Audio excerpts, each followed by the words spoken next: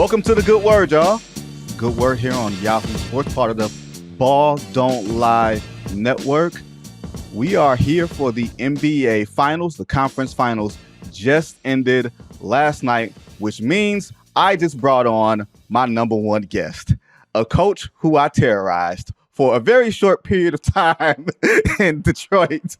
But Stan Van Gundy is the NBA on TNT's color commentator. He, Reggie Miller, Kevin Harlan, Ali LaForce did a great job through the conference finals. You also know Stan from coaching Orlando. He coached them to the finals. Miami, he coached them to the doorstep of the finals. The Pelicans, he gave Zion Williamson his best and most productive year of his career. And now Stan is literally, you're a better announcer than your brother. I'll tell you that. I won't tell him or Jax, but you're a better announcer than your brother. You give us a little bit more. And are you a good bowler? Because I heard the bowling pins reference last night. So Stan, are you a good bowler? No, I'm terrible.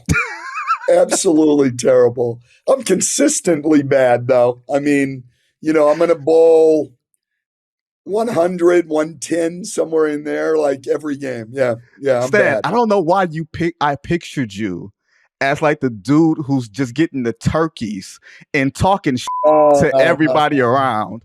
That's definitely not me. Nope. Nope, I am bad. That is funny. But Stan, like I said last night, Game 7, we're still wearing Game 7. We're going to get to the finals and everything else because I think it's a really intriguing NBA Finals between Denver and Miami starting Thursday in Denver. But last night, the Heat basically leading wire to wire, especially after that Jason Tatum injury. They failed to complete the 0-3 comeback. So now the record is 0-151. And Stan, I think you said it, at some point in the series when people first started talking about it, you said, look, when you go down 0-3, you have zero margin for error schematically, with personnel, with performance, and then Jason Tatum gets hurt, and that takes away the entire margin for error. Like, it's almost prophetic at that point. Yeah, and it didn't appear that the Celtics had any real belief after that. They got off to an early lead, and then once the Heat made sort of their first run, it was pretty well over. A couple of mini runs in the third quarter, but nothing significant. And at no time did anybody watching that game feel like, oh, the Celtics, they're coming. I mean, and the guy who's gone on those big runs before is Jason Tatum. He clearly wasn't going to be able to do that last night. But look, that's something that they have to give some thought to, the Celtics. I mean, because we have a Miami team on the other side that has played the entire playoffs without a 20-point-a-game scorer in Tyler Herro. They lost Victor Oladipo. Gabe Vincent missed a game. So it's not like this was a team playing at full strength and you got a bad break. I mean, you had 6 games of Jason Tatum at full strength and weren't able to get it done against a Heat team that was very much undermanned. So the excuses don't fly.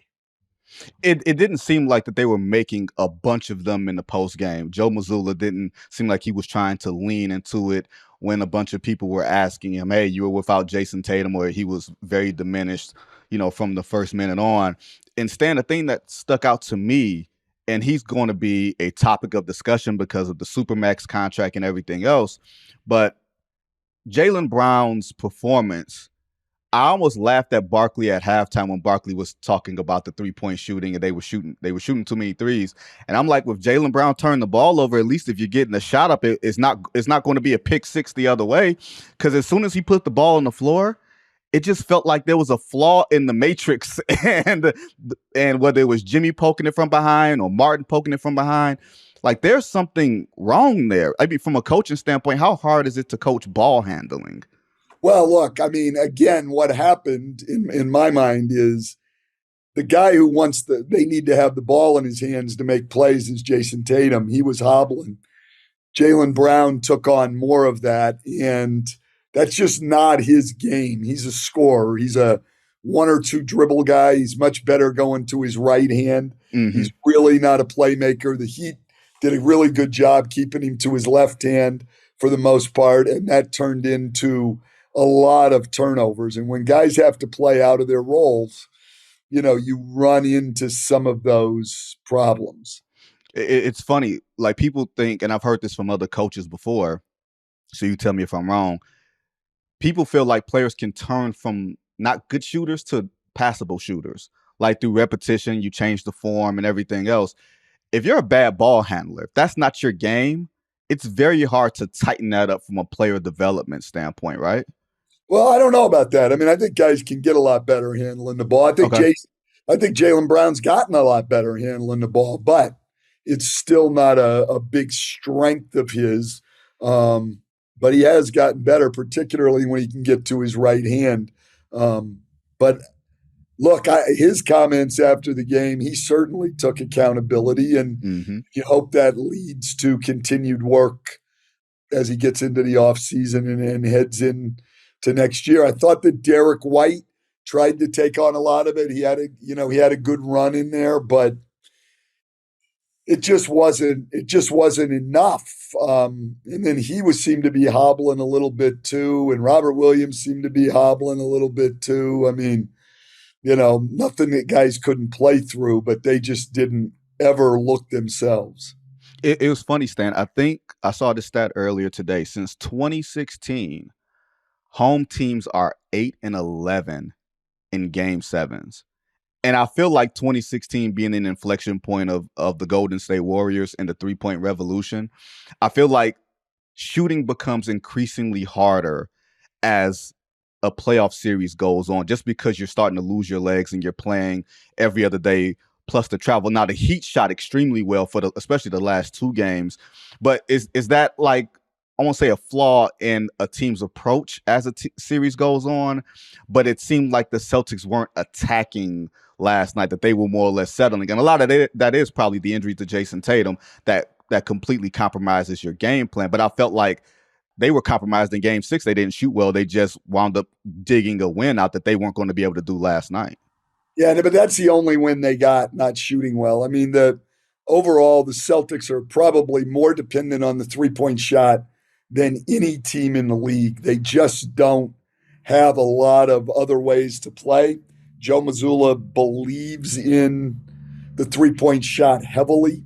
He has said that 3-point attempt rate is the most important offensive stat in the game. I don't believe that myself, but he does.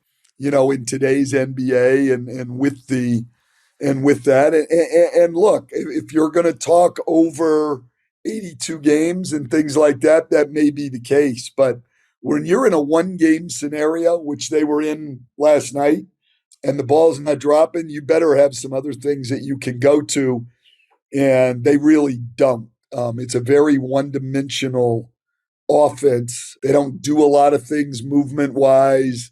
I mean, they just do what they do. I mean, to me, they're like the Boston Celtics are like, a pitcher with a 98 mile an hour fastball, but that's all he's got. And he's going to come out firing. And if you're up against mediocre or worse hitters, that's going to be enough. But when it gets really challenging and you've got nothing else to go to, Right. but that 98 mile an hour fastball, somebody's taking you out of the park. Yeah. And it's funny. I thought about the parallels, and I know people would naturally think because of your time with Miami, but I thought of more or less your parallels with Mazzulla, because you took over the team in Dwayne Wade's rookie year, after Pat steps away, and then you guys make the playoffs, you get to the second round. A year later, Shaq gets there, and you have all these expectations for you in your second year as a head coach. And Mazzulla, being a back row assistant, getting handed the job in the Ime Udoka scandal. I won't say, can you relate to maybe the enormity of everything Mazzulla might have been feeling in the series, or was the 82 games in 2 rounds enough to sort of prep him for what he was going to encounter in that series? Yeah, I mean, I don't think that was really a problem. There's not a lot of parallels between us. I mean, Joe had 2 years as a head coach in college. I had 8 years as a head coach. I'd had 8 years as an assistant in the NBA with a lot more responsibility than Joe had in Boston. So And on top of that, Joe had higher expectations to deal with. He took over a team that had been in the finals. Yeah. I thought he handled all of that really, really well. I don't think people have talked enough about really the challenges that he went through getting a team so late, Yeah. not having his own staff, having to try to work with the staff that was there. I mean, I know for me, Vinny, like your preparation for the season and for training camp and all of that was a good 6 weeks Yeah. Yeah. process. Joe had no time to do that. They were just sort of going on the fly all year. And he's trying to do things a little different than Ime did. So it just wasn't easy. And I think what you ended up with is probably a very simplistic version of a system that Joe would eventually like to have. And it Yeah. left him with not as many options for adjustments and things in a playoff series like Miami as he would like to have. I think in the situation that Joe Mazzulla took over to get 57 wins and to beat Philly in the second round, coming from down 3-2, and to get to game 7 of the Eastern Conference Finals, I mean, that's an incredibly successful first year as a coach. But there always are when you fall short. There's things that they have to look at in terms of, certainly Brad Stevens has to look at, how can we tweak the roster? I think it's a great one, but, are there tweaks we can make? And I think Joe and his staff, whoever that ends up that being, have to look at what can we do differently to give us a chance when we get to this point. And if you're going to coach a team like the Celtics, who's a legitimate title contender, and this is where I think Erik Spoelstra has always been great. Mm-hmm. Erik's coaching in the regular season to have his team ready in the playoffs. So they're going to do things in the regular season that they may need in the playoffs so that they're ready. You're not just coaching to win that night's game every night in the regular season. And I think now Joe will have some time to prepare some things, to be able to diversify his offense and his defense, to take different approaches so that he has options no matter what questions he comes up with in a playoff series. It's funny that you mentioned that because you said a mouthful. I thought about this right after the game when the conversation was about Jaylen Brown. After game 3, that blowout, in Miami, the thought was, well, what are they going to do when this series is over? Because Joe Mazzulla is not the guy, and the team, it hasn't acquitted itself, and they laid down in game 3. And then they come back and show all this gumption over the next 3 games to tie the series before, last night's disaster. If the series ends in game 4, Stan, I feel like there's a different conversation about Joe Mazzulla than it is today. Today is a conversation about Jaylen Brown and the roster construction of the team. Does this team need a real point guard that you put the ball in his hands and you take some of that off of Brown and Tatum to maybe make the game a little bit easier for them? Like, that's one thing that I felt like that I saw with those guys. I feel like I see with those guys all the time. They don't make the game easier for each other. And there's nobody else there to make the game easier for them from a table setting standpoint. Not from a coaching standpoint, just from on the roster. Marcus Smart is not like your traditional table setting point guard. And Malcolm Brogdon was so hurt or so compromised. I don't know what he would have done to try to make the game easier for those guys. Yeah, look, I mean, and I think in the offseason, a good organization, and I think Boston's an outstanding one, Brad Stevens is going to focus his energies on trying to do whatever he thinks he can do to maximize the roster and to maximize Jason Tatum and Jaylen Brown in particular.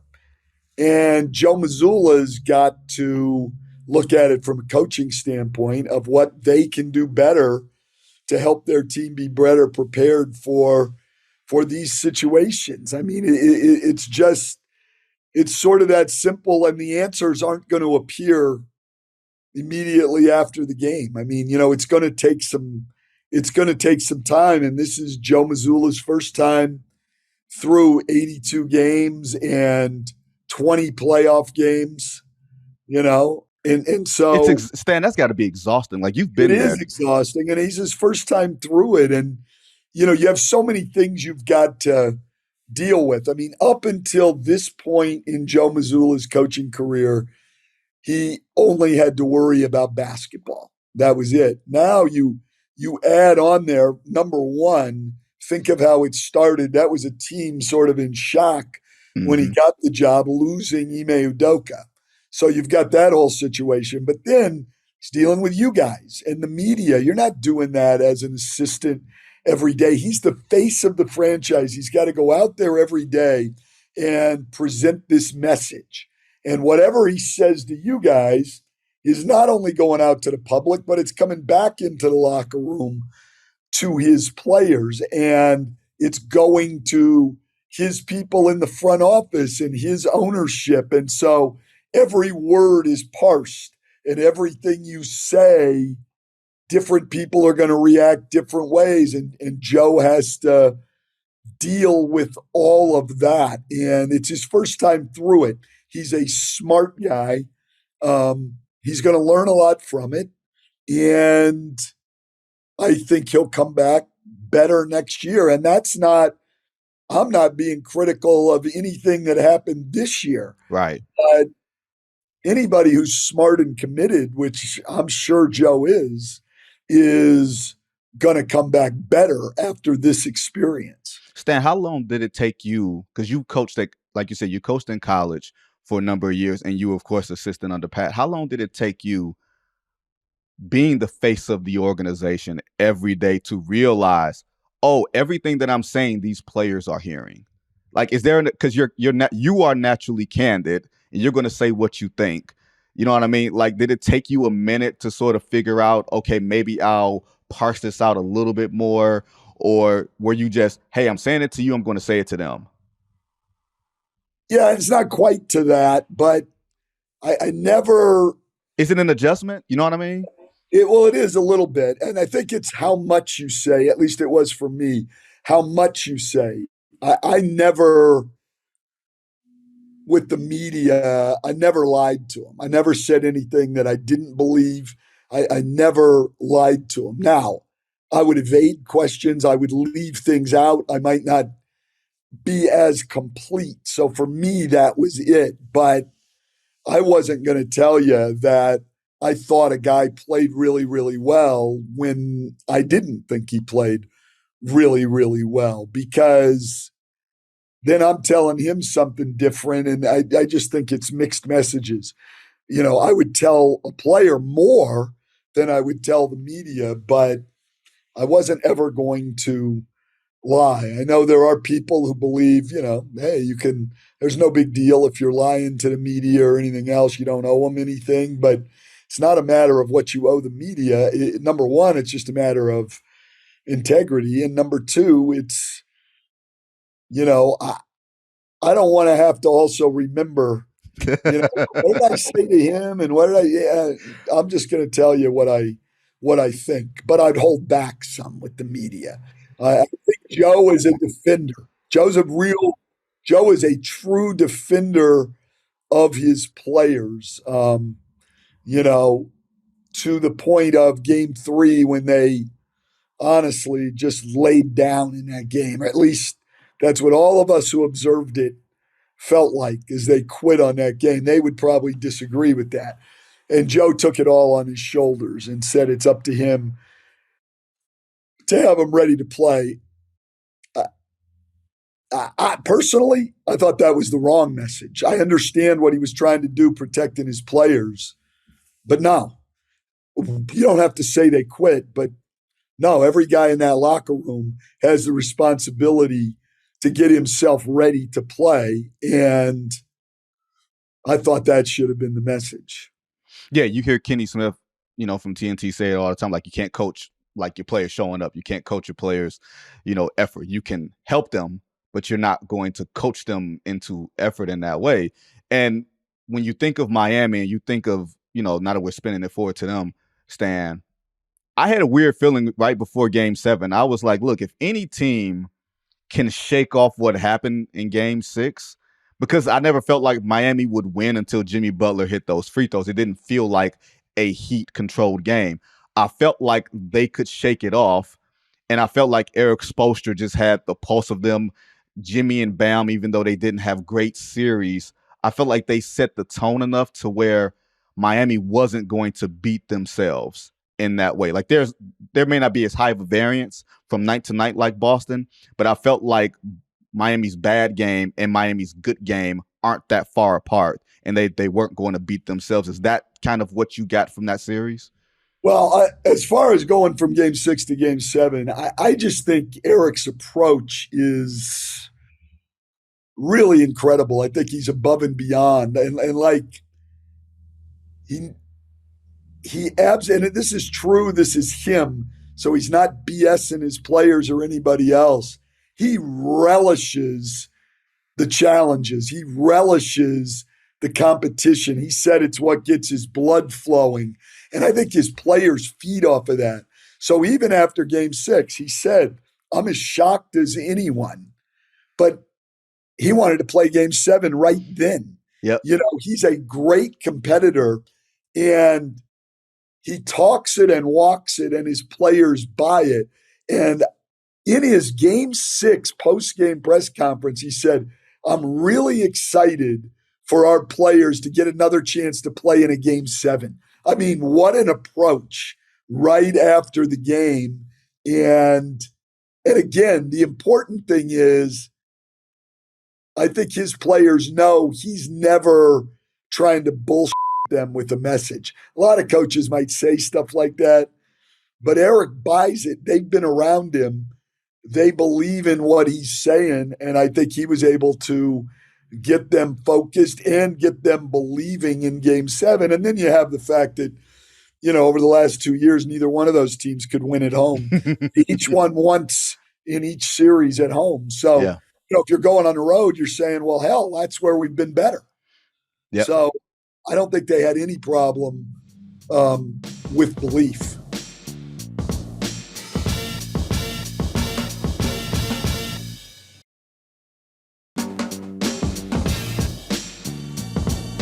And now we get to talk about the actual final, Stan. Thursday. And Denver's been sitting for so long. I feel like that series ended like a month ago, like out in LA, and Game 4 and how that ended, and you know how everything moves quickly, but it's slow at the same time. I know you're probably not necessarily worried about Denver being too rested, but stylistically, I feel like we're going to see a completely different series than we saw on either side of the bracket. Like Miami can't go zone against Denver, not with Jokic sitting in the middle of it and picking you apart. And I feel like Miami couldn't play Kevin Love or Zeller, and almost at points Kyle Lowry, and I feel like it will be better series for those guys to play in. Well, look, I mean, I think there's a lot of factors. I think that the team, to me, the team who sort of finishes closer to the start of the next series always has a little bit of an advantage in Game 1. And the Heat have won already 3 Game 1s on the road this year. They've won every Game 1 on the road. And they will be in a better rhythm. They will probably take today off, you know, get their work in and their preparation. They may meet today, but they're not going to do a lot of work, and they'll be in a pretty good rhythm. Michael Malone's already said, and he's absolutely right, in that time off, it's very, very hard to maintain your rhythm. They're certainly doing a lot of 5-on-5 and getting up and down, but it's just not the same as an NBA game. So I think there's a little bit of an advantage for Miami right there, but certainly Denver is an entirely different animal for the Heat. Jokic alone changes that. Like you said, it'll be harder in the zone because of his ability to pass the ball. It'll also be, you know, Bam will guard him. They will probably have to use Zeller and Kevin Love at times. Erik will try to match Bam's minutes with Jokic as much as he can, but if there's any foul trouble, those guys are going to have to play a little bit. Denver still hasn't been great in the non-Jokic minutes. Yeah. There's not going to be many of them. Look, especially the way this series is spaced out. The only time there's only one day in between games, I think, is between games 3 and 4. Yep. In Miami, everything else, there's extra days. So these guys are going to get plenty of rest. The best players, Butler, Adebayo, Caleb Martin, Jokic, Murray, Aaron Gordon, those guys are going to be playing 42 to 44 minutes a night. So this isn't going to be a series that's about depth. This is going to be about your main guys. It's going to be an interesting series. I think Denver has a far better roster, but right. I thought Milwaukee had a far better roster. I thought Boston certainly, because they didn't, Milwaukee at least had the injury to Antetokounmpo, but they don't. Boston certainly had a far better roster than Miami. So anybody who counts them out does so at their own peril. Yeah, I'm not doing that. I've bet against Jimmy Butler before, and he's reminded me of it every time since. Now, you bring up the Jokic point. Stan, how do you defend him? Because we saw what the Lakers did. We saw LeBron guard him for 5 minutes. We saw Rui Hachimura guard him for 5 minutes. We saw Anthony Davis get worn out by Jokic because he also had to play offense. We saw Bam's offense suffer, and he wasn't defending Jokic in the last series. He was doing a lot of zone responsibilities defensively and everything else.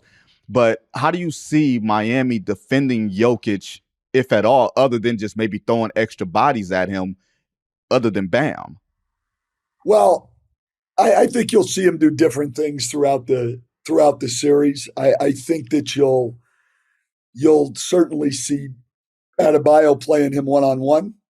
I think that they will send some double teams at him, particularly if Bam is in any kind of foul trouble peril. Miami will go to the zone a little. I don't know how effective it'll be. The 2 regular season games, Denver shot 59 and 58% in those 2 games. But I think one of the things that is really key, I think when you're going into any series, you've got to decide, what is it we're going to try to take away? Because this is an elite offensive team in the Nuggets, 5th in the regular season in offensive rating, 1st in the playoffs. They get a ton of points in the paint, most of anybody in the playoffs, top 4 in the regular season. And a lot of those for them are obviously Jokic post-ups and drives, but also cuts. So first thing for me would be when Jokic gets the ball, everybody has got to be between their man and the basket. We're taking away the cuts. We're not trying to deny. A lot of teams, the guy coming to a dribble handoffs, trying to get on the top side and deny the. Nope, we're not going to open up the rim. We're going to take those away. We know Denver's a good 3-point shooting team, but they're not a high volume 3-point shooting team.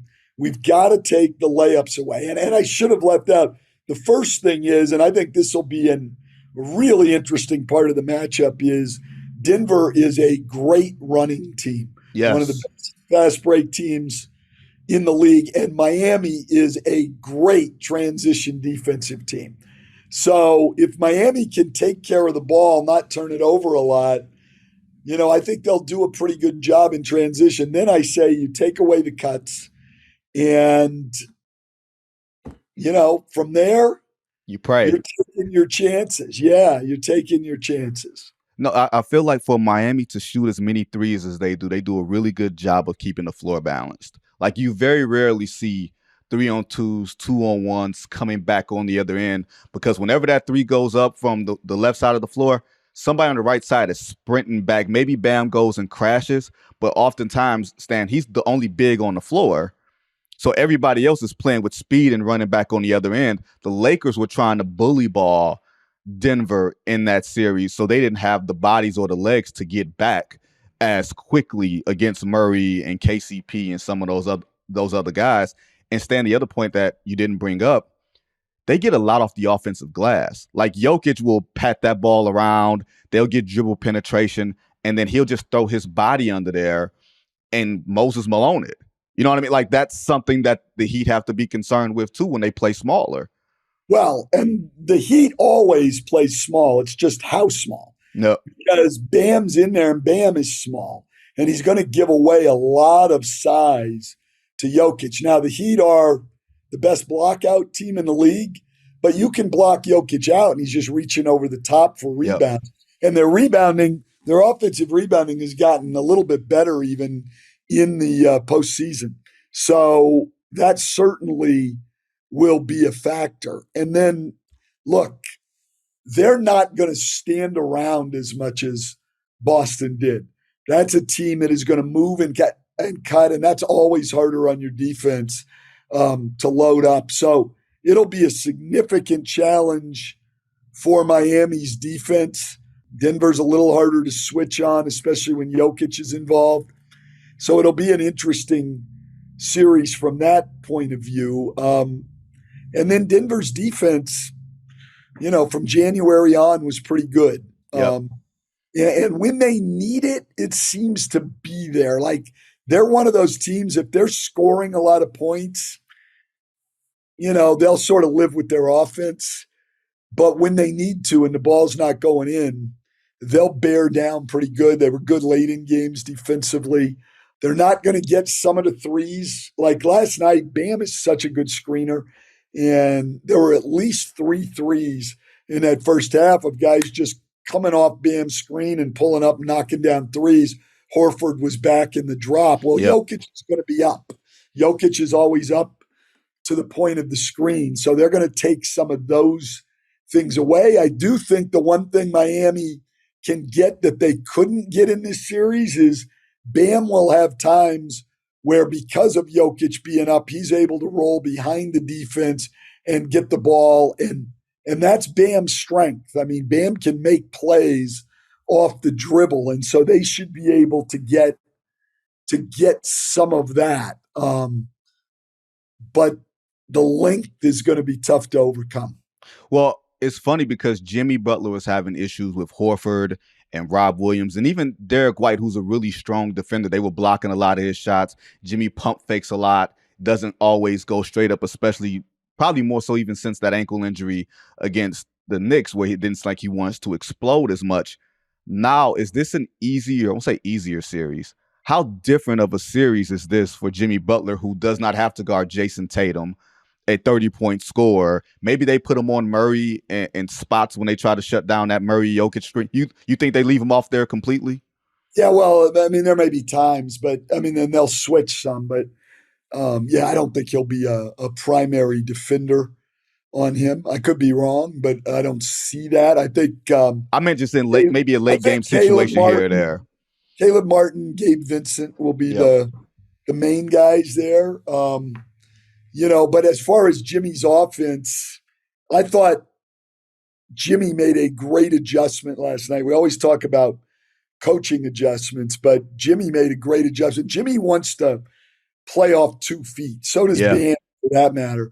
And that makes it tough against bigger guys because a lot of times he'd have half a step on Rob Williams and come to that jump stop. And now Robert Williams got time to catch up.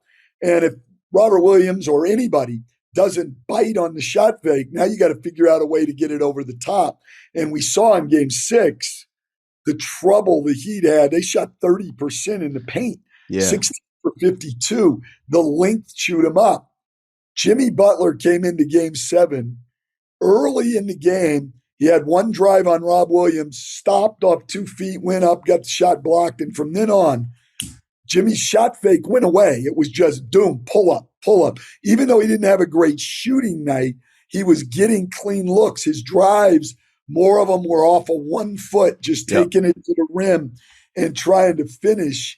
And I think they'll have some of those issues again in this series that Jimmy can carry over from that game, that you're not going to get everybody to bite on shot fakes, and that playing off 2 feet is slow. And whether it was Jimmy or the coaches getting to Jimmy or both, Jimmy needs to play more like he did in Game 7 and count on the fact that with the rest he'll have in the series especially, he'll shoot the ball a lot better than he did the last 5 games of this past series. I just liked his approach last night. He was a lot more aggressive, a lot less passive. He took the last 2 minutes from Game 6 where he turned it up, and I felt like he sort of carried that tone. Even when he started off like 7 for 17, I felt like I liked the spirit and how he played. And Stan, he's the one shot creator, maybe, and Caleb Martin is a shot creator too. So Tyler Herro could come back in Game 3 after missing the last 2 months, essentially, from the start of that series. Stan, you had Jameer Nelson in Orlando who had missed a bunch of time, and you brought him back for the finals. What's that balance like when you're trying to bring a guy back whose skill set matches everything you have, but you've learned how to play without him? Yeah, I mean, it's never an easy. Well, actually, it was for me a pretty easy choice. I mean, to be quite honest, we brought him back as the backup. We didn't really disrupt our rotation.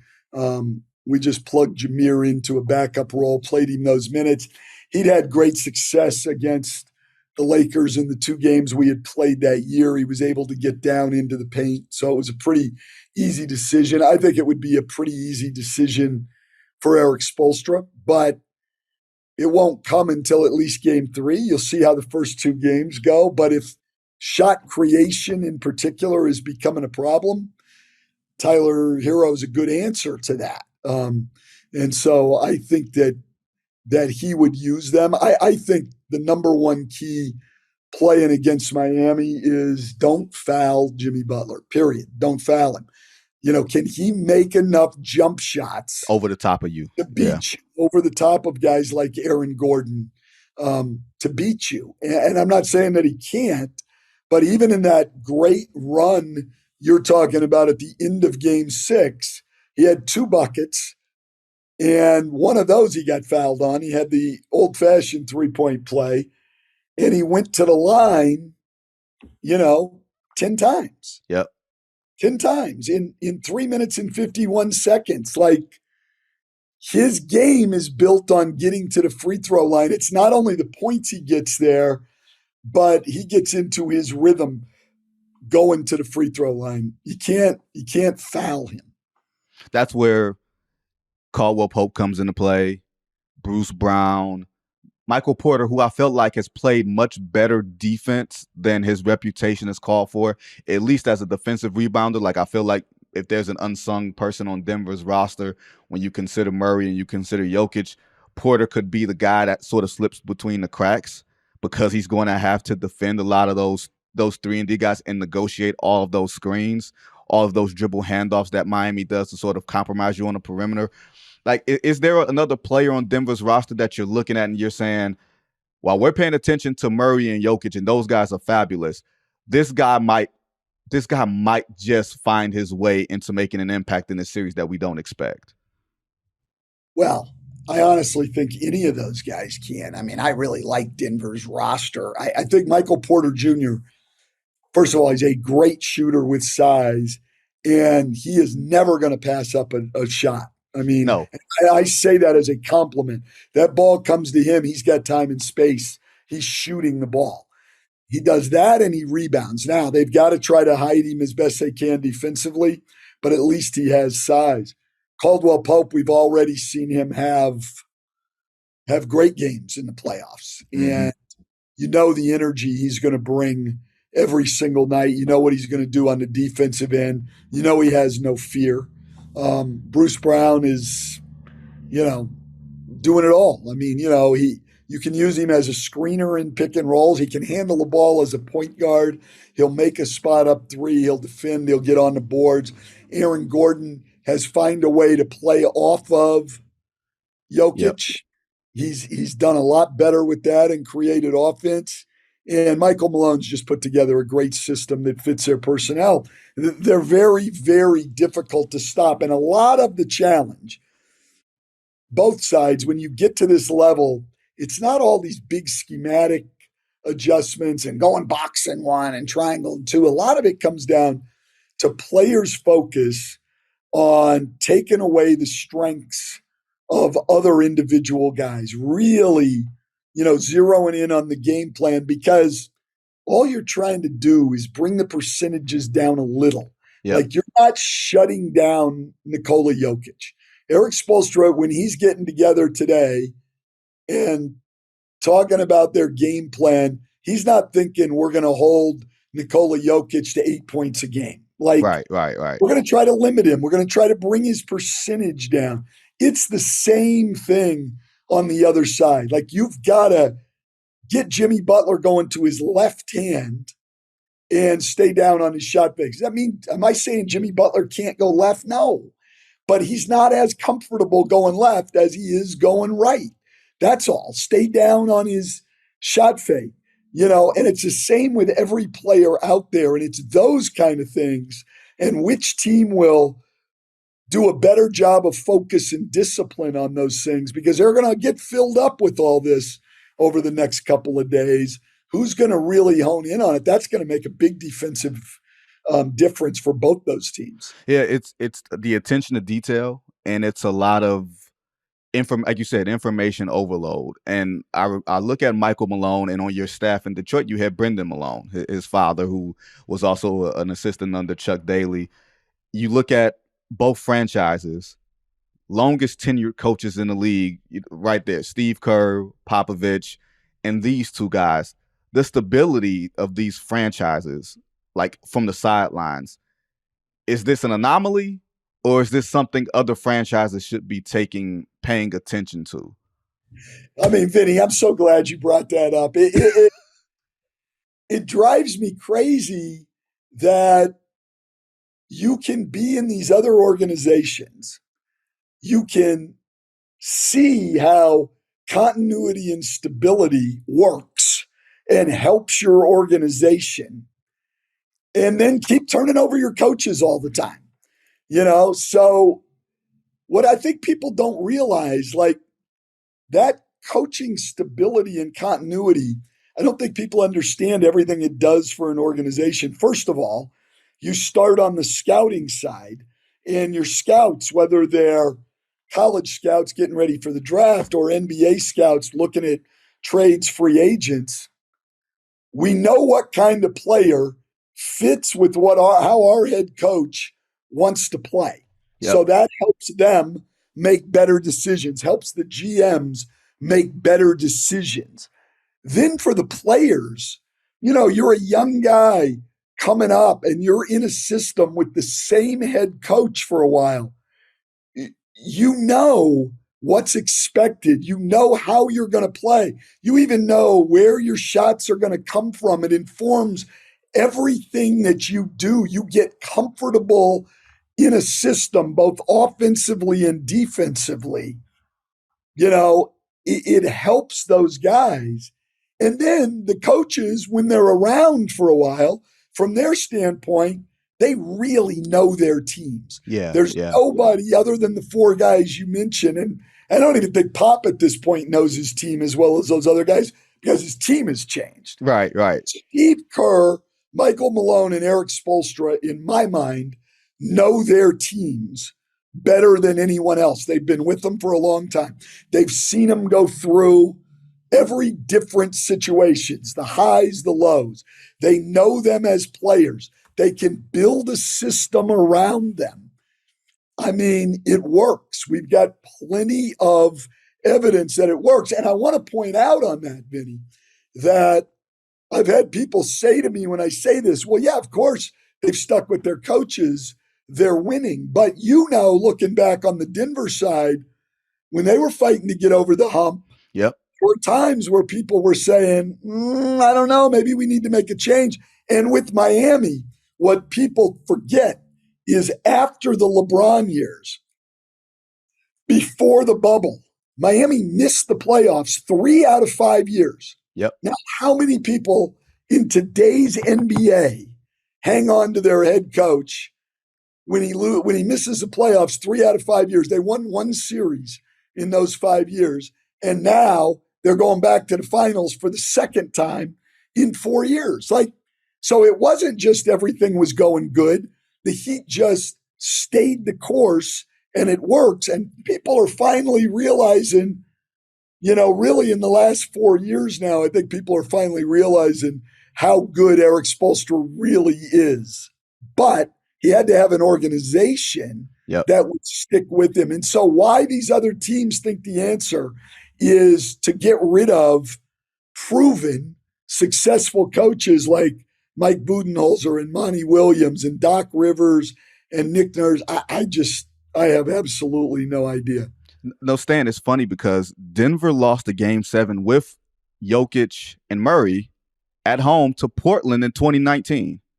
And people were in the second round at home, and CJ McCollum had a great game. Even Damian Lillard didn't have a great game. And people were saying, hey, is Michael Malone the guy? He's got these talents. And of course, the injuries and everything that happened after that, but Denver had a choice to make then.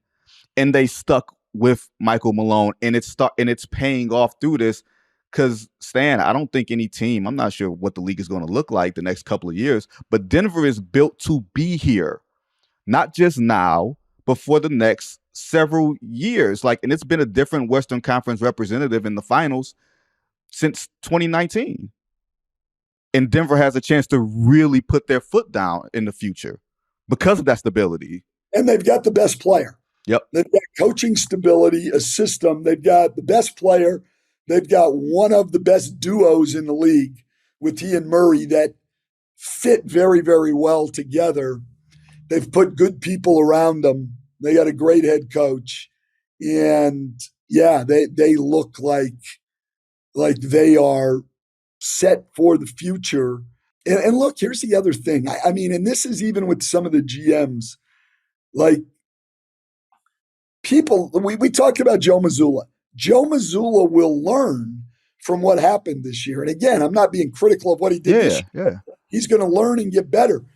When you just fire somebody, now the next guy is going to come in and make his mistakes with that team.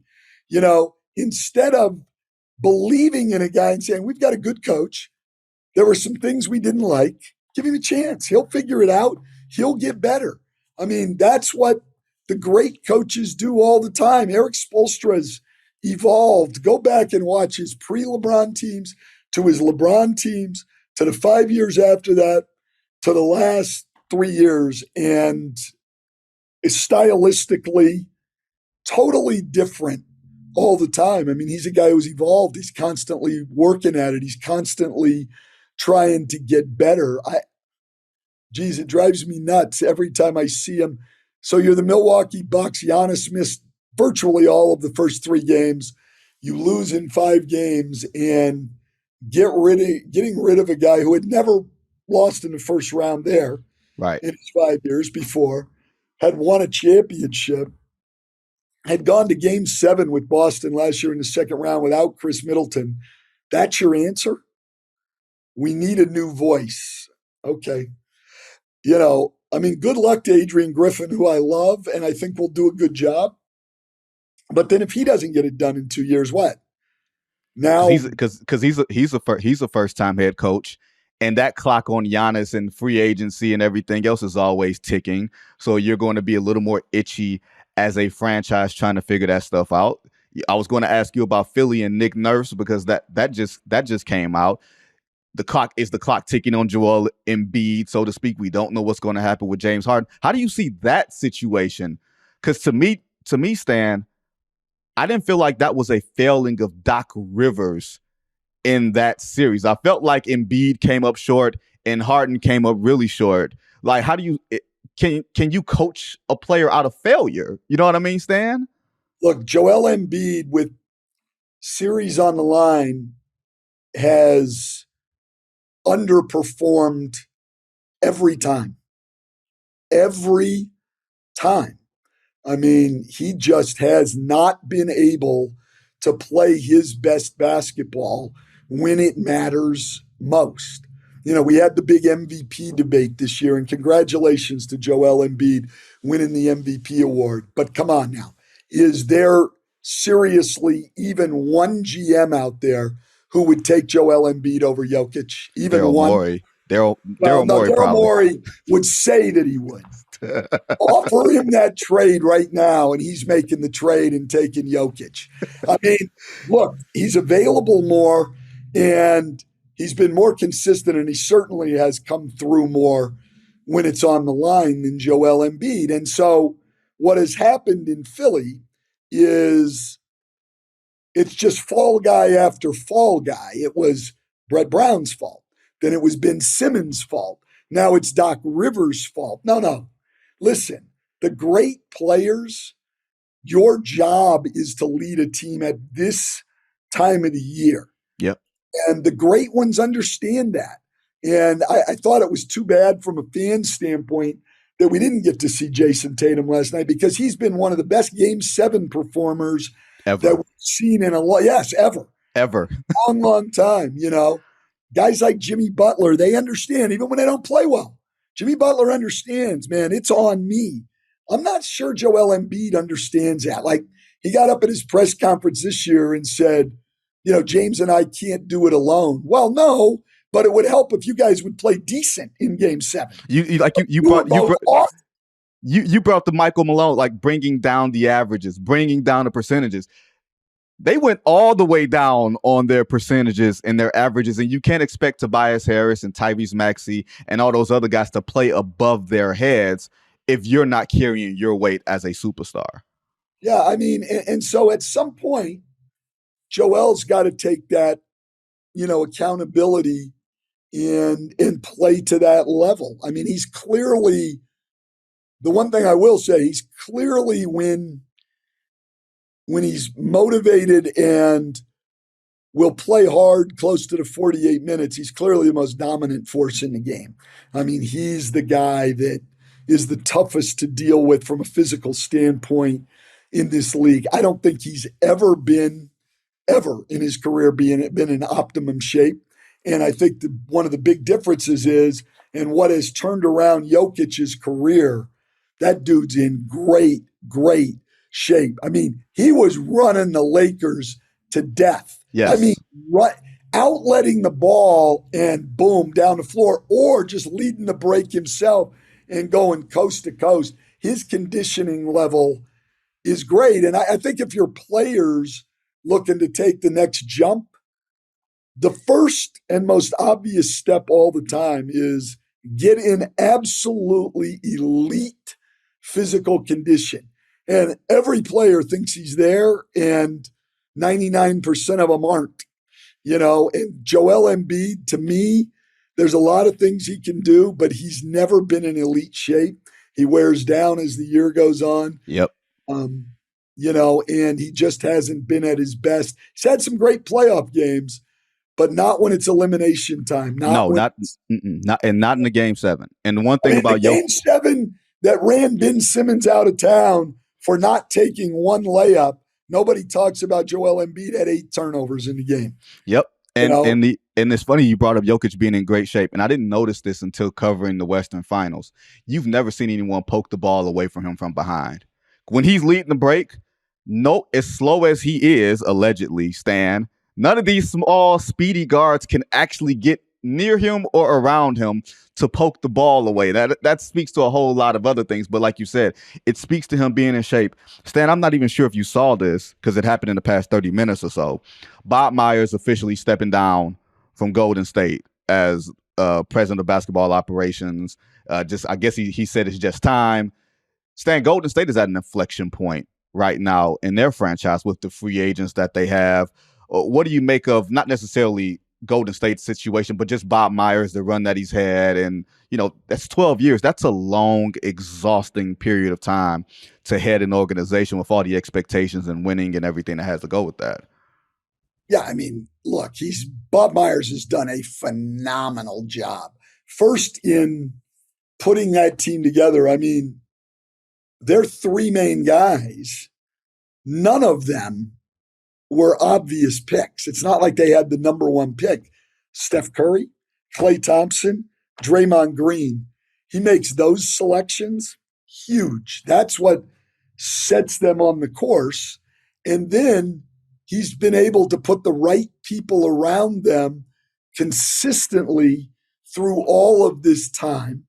He has he had Mark Jackson. They made one coaching change, and he went with Steve Kerr.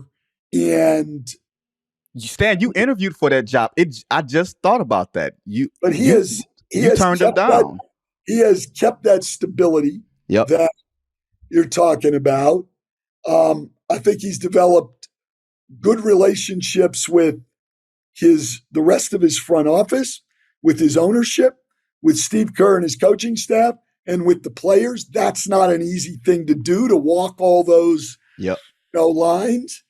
And on top of everything, and I haven't had a lot of face-to-face dealings with Bob Myers, but probably more important than anything, an absolutely class individual. It's a loss not only for Golden State, who, yes, now their whole decision-making process is up in the air, but it's a loss for the NBA. And personally, I hope Bob Myers will be back soon in a job, because we need more people like Bob Myers in the NBA. No, Stan, that's an excellent point. I didn't mean to throw off your train of thought. The thought just came to me that you had talked to Golden State before taking the Detroit job in 2014. Good on you for staying professional and not letting me, as media person asking you a question, throw you off. That is Stan Van Gundy, who has dealt with me asking him questions. I had a habit of terrorizing Detroit Piston coaches because that's what the media did. But Stan, I really, really appreciate you joining me today, man. Seriously. Yeah, it's been fun, Vinny. Hey, wait, are you and your wife still doing the thing in Central Florida with in the prison system? Are you guys still going? Are you want to tell us a little bit about that? Yeah, Stetson University runs a prison education program, the community engagement project, or a community engagement program at the Tomoka Correctional Institution in Daytona. I was asked to speak up there one year, went in, really enjoyed it. And then I had taught a class on campus, and the guy who ran the program up at the correctional institution said, "Hey, how would you like to teach a class to our guys?" And I said, "Yeah, it'd be great." So my wife and I went up and taught a class up there, and then we just became friends with these guys. They're so inspiring. Yeah. Here you are. We have guys in our class who are never going to get out of prison. They're in there for life, but they're taking college classes, because they want to, from inside, be better role models to the people in their family, and they want to live their best lives regardless of whether they get out. It's so inspiring to be around them. Now, we haven't seen them in a long time here. It's probably the longest we've gone, other than my year in New Orleans, because, we've been straight out since the play-in April. Yep. Haven't had time to get up there. So I'm really looking forward to getting up there probably next week and just trying to visit with them. To be quite honest, they much rather see my wife than me. We came back, the first time we were back after we came back from New Orleans, we walked in and they had written on the whiteboard in the classroom, "Welcome back, Kim." Big letters, and then underneath in real tiny letters, "and Stan." So they keep my ego in place, but I miss them. It's a great group of people, and really can't wait to get up and see them. Hey, Stan, I know you wanted to get that out because we talked about that so many times before, especially, during the beginning of the pandemic when everything was happening. So I know you do great work there. I'm glad you're able to get out there. I'll be flying to Denver later today for Game 1. So we'll see what happens there. That's Real Stan VG on Twitter, where he's going to be talking about politics and sports and a whole bunch, and he's going to be giving you food critiques. I feel like over the summer, not at his TNT responsibilities are over. Stan, man, really appreciate it, man. Thanks again. Thanks, Vinny. Hey, appreciate it. Ball Don't Lie will be coming out with new podcast episodes after every NBA Finals game. So not just Mondays, Wednesdays, and Thursdays. Come and check us out. We will be on a different schedule, but we will have episodes after every single NBA Finals game for however long it goes. And don't forget, also On the Clock with Kristen Peak, we'll have an episode tomorrow comparing Scoot Henderson and Brandon Miller. But don't forget, YouTube, Spotify, Apple Podcasts, wherever you get us, give us 5-star reviews. Let us know what you think. Thank you so much for joining us. Everybody, be safe.